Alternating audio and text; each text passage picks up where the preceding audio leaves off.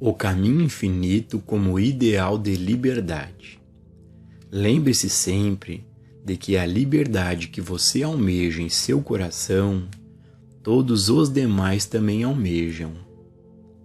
Mas não acredite que alguém possa ser livre amarrando outra pessoa.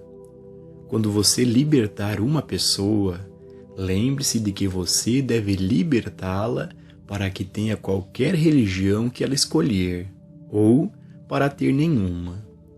Deixe todos livres e você mesmo será muito mais livre. O ideal de liberdade do caminho infinito sempre foi de um vínculo espiritual que une os indivíduos em um relacionamento eterno de amor, compartilhamento e boa vontade. Como um dos seus pontos fundamentais, o caminho infinito não tem membros nem taxas. Não há vínculo de ninguém consigo mesmo. Não apenas liberta a todos, mas mantém sua liberdade. A liberdade foi perdida na consciência. Essa ideia espiritual de liberdade não tem limites nem fronteiras e, se você olhar além do horizonte visível, verá como ela está funcionando em um grupo, em um país, após o outro. A história registra eventos, mas raramente registra as causas subjacentes ou que levaram a esses eventos.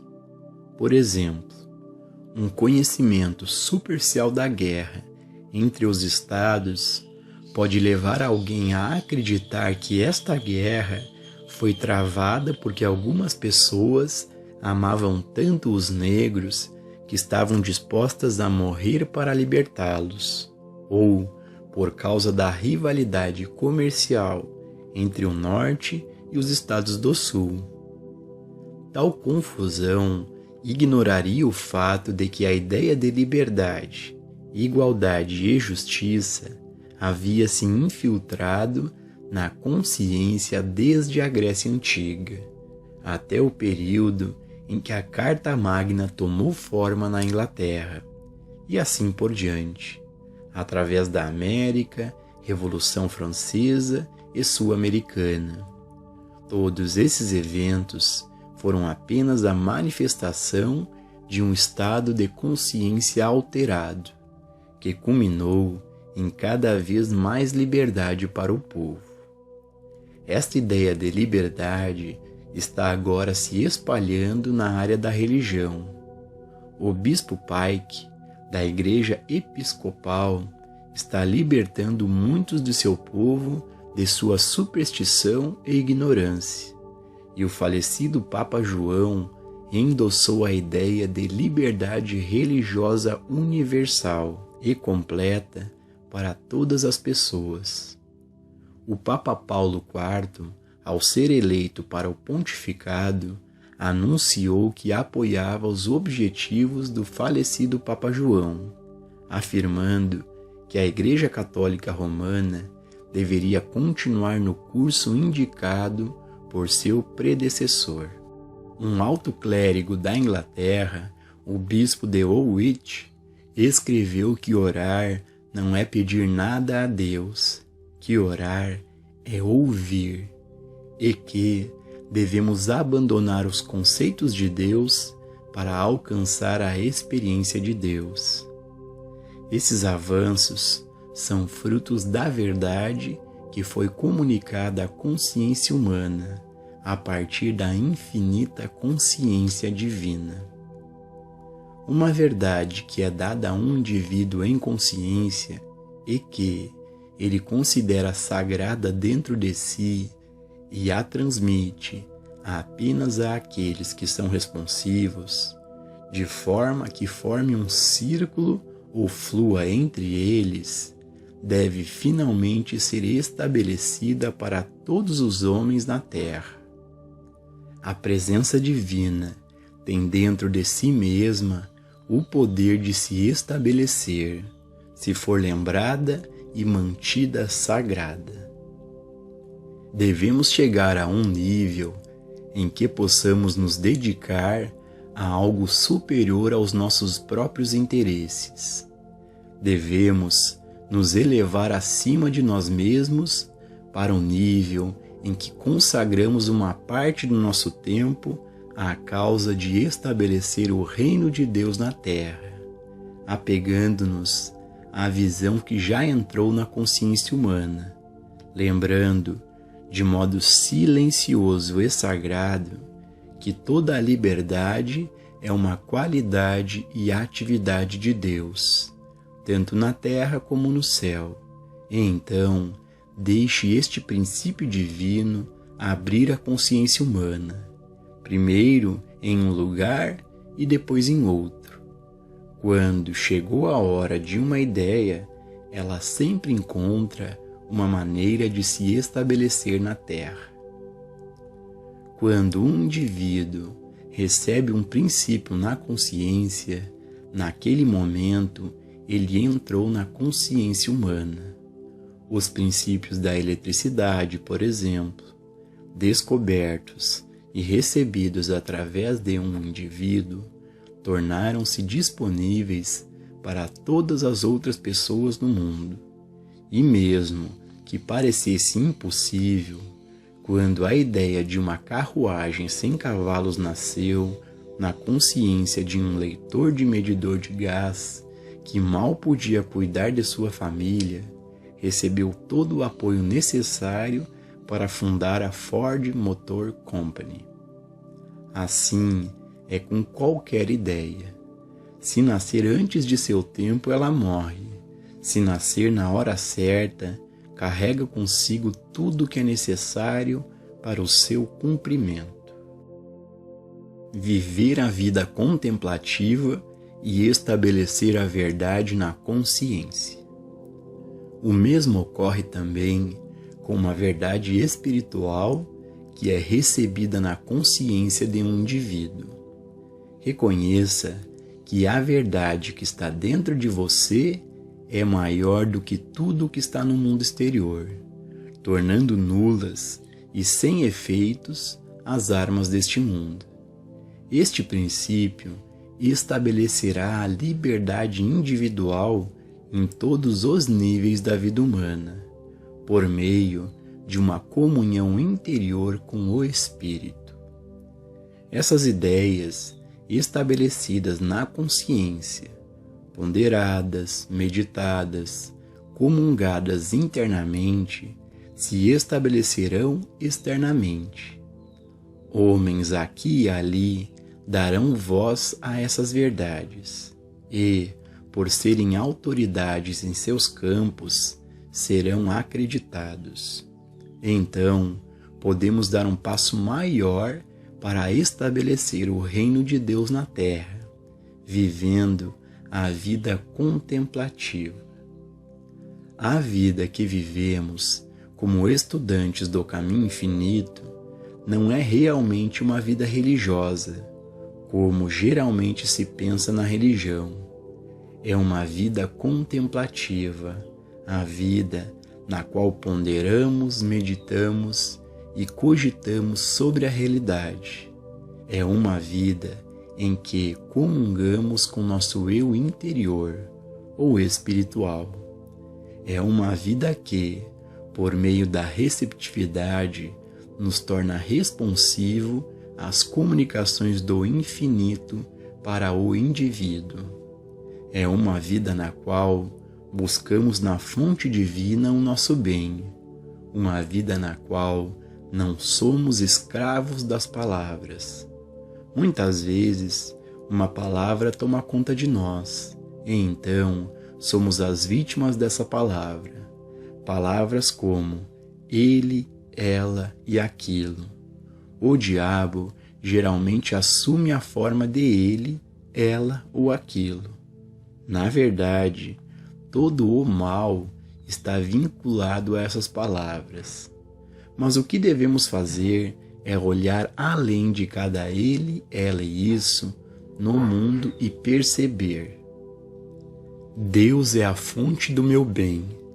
Deus é a fonte do meu suprimento. Deus é o cimento de meus relacionamentos. Nesses momentos, estaremos olhando por cima das cabeças daqueles que são corruptíveis em sua conduta, daqueles que são meramente egoístas e daqueles que não são corruptíveis e nem egoístas, mas que são ignorantes. E agradeceremos a Deus que a liberdade não está à mercê de qualquer um deles, que a liberdade é um dom de Deus.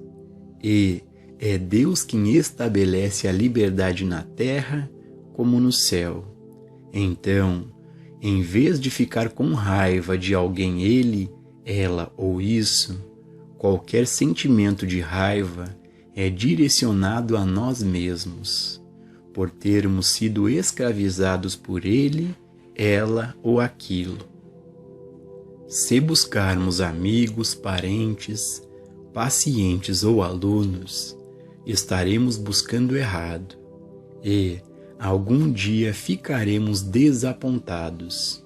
Mas, se mantivermos nossa missão acima de suas cabeças, não buscando o homem cujo fôlego está em suas narinas, se mantivermos nossa visão na fonte divina de nosso ser, então nenhuma arma levantada contra nós prosperará. Podemos compartilhar com cada ele, ela e aquilo, mas deixamos cada um livre para cumprir seu próprio grau de compartilhar ou não. Às vezes, viver dessa maneira resulta em pessoas sendo retiradas de nossas vidas. Outras vezes, isso não acontece e elas permanecem conosco. É quando temos que subir cada vez mais alto e ser indiferentes à sua conduta. Devemos nos elevar para onde possamos perceber: nada disso me afeta. Estou olhando para o reino dentro de mim, para a minha fonte. Minha unidade com Deus constitui minha unidade com todos os seres e ideias espirituais. Deus é minha liberdade. Deus é minha vida, a fonte de tudo o que sou e sempre posso esperar ser. Isso era verdade antes de eu nascer e será verdade depois que eu deixar a visibilidade. Apenas alguns nascem com o instinto espiritual de querer dar, e, visto que dar não é natural para as pessoas, toda criança deve ser ensinada não apenas dos 10 mandamentos, mas que é mais abençoado dar do que receber. Ser obediente aos 10 mandamentos, no entanto, não significa viver a vida espiritual. A retidão do estudante espiritual deve exceder a dos escribas e fariseus. Deve ir além de uma obediência literal à lei. Deve ser uma realização interior. Viver como convidado da vida. Uma das experiências mais libertadoras que uma pessoa pode ter é quando ela pode entender o significado de: a terra é do Senhor e toda a sua plenitude. O entendimento desta verdade eliminaria o equívoco generalizado que existe a respeito do dízimo, visto que aqueles que praticam o dízimo raramente conhecem a falta ou limitação. Acredita-se que, se as pessoas pudessem aprender este princípio, elas sempre seriam prósperas. Isso não é verdade. O dízimo é uma prática que pode ocorrer apenas quando as pessoas interiormente recebem a compreensão dos dons de Deus que receberam e, em gratidão, decidem compartilhar parte deles. Esta partilha é feita com a ideia de agradecimento pela realização da graça de Deus E é por isso que aqueles que praticam o dízimo espontaneamente são sempre generosa e abundantemente supridos. Que tolice acreditar que possuímos algo e que isso é nosso, ou mesmo que o conquistamos ou merecemos. Somos hóspedes da vida, e a vida nos proporcionou tudo o que é necessário para a nossa realização. A liberdade é nossa como herança espiritual. Portanto, a liberdade é uma qualidade e uma atividade que nos é dada como hóspedes da vida, e não precisamos nos preocupar com o que comeremos, beberemos ou com o que nos vestiremos. Isso não nos coloca na posição de parasitas que levam tudo, nem concede a uma pessoa o direito de fazer o que quiser. Devemos perceber que, com esse privilégio, vem também uma grande responsabilidade. Tudo o que recebemos é para compartilhar, não para armazenar onde a traça e a ferrugem corroem. De graça recebestes, de graça dai. Somos convidados da vida. Este mundo existia antes de nascermos, e viemos para ele como hóspedes de um mundo que já havia sido estabelecido. A comida estava na despensa, roupas estavam sendo fabricadas, havia madeira para a construção, ferro e aço, e havia diamantes, rubis e pérolas para adorno. Tudo foi colocado aqui para o nosso uso. Se pudermos entender que somos hóspedes da vida, então não será muito difícil ver a dívida que temos uns com os outros. Sabemos que, se fôssemos hóspedes na casa de alguém, um retorno seria esperado de nós. Nunca teríamos a sensação de que possuíssemos algo na casa em que éramos hóspedes, mas que estava tudo ali para o nosso usufruto e conforto, e tudo sem qualquer consideração monetária. Ao anfitrião, à anfitriã e aos convidados dessa casa devemos gratidão, ajuda, cortesia, cooperação e compartilhamento, dando e recebendo com alegria. Individualmente, devemos chegar à conclusão de que nosso propósito na Terra é habitar harmoniosamente nesta casa espiritual, neste reino de Deus que está na Terra, conduzindo-nos como hóspedes inteligentes se comportam.